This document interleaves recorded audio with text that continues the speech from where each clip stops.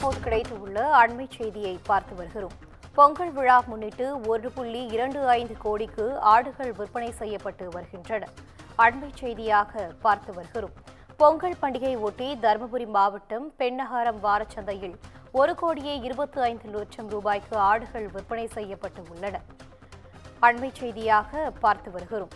10,000க்கும் மேற்பட்ட செம்மறி வெள்ளாடுகள் விற்பனை எடைக்கு ஏற்றாற்போல் 2,000 முதல் 15,000 ரூபாய்க்கு வரை விற்பனை செய்யப்பட்டு வருகின்றன.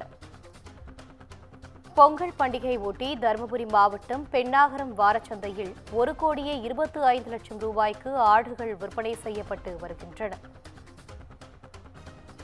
தற்போது கிடைத்துள்ள அண்மை செய்தியாக பார்த்து வருகிறோம். வெள்ளாடுகள் விற்பனை எடைக்கு ஏற்றாற்போல் 2,000 முதல் ரூபாய்க்கு விற்பனை செய்யப்பட்டு வருகிறது.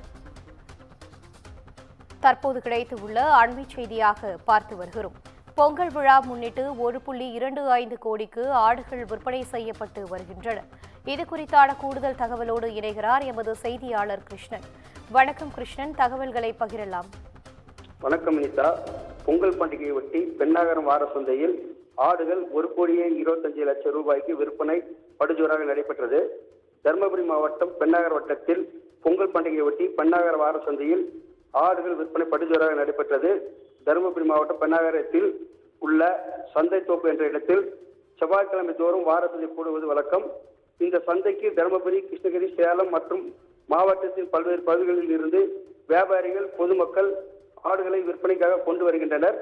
மலைப்பகுதிகளில் இருந்து கொண்டு வரப்படும் ஆடுகளுக்கு வியாபாரிகளிடையே நல்ல வரவேற்பு உள்ளது.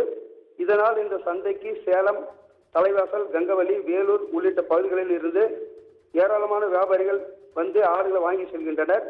இந்த நிலையில் இன்று இந்த வார சந்தைக்கு பொங்கல் பண்டிகையை ஒட்டி 10,000க்கும் மேற்பட்ட செம்மறி ஆடுகள், வெள்ளாடுகள் விற்பனைக்காக கொண்டு வந்தன. எடைக்கு ஏற்றாற்போல் 2,000 இருந்து அதிகபட்சமாக ரூபாய் 15,000 வரை விலை போனது. மொத்தமாக சுமார் 1,25 லட்சம் ரூபாய்க்கு விற்பனையானது. இந்த ஆடுகள் வியாபாரிகள், பொதுமக்கள் போட்டி போட்டு விலை கேட்டதால் ஆடுகளின் விற்பனை படுஜோராக நடைபெற்றது.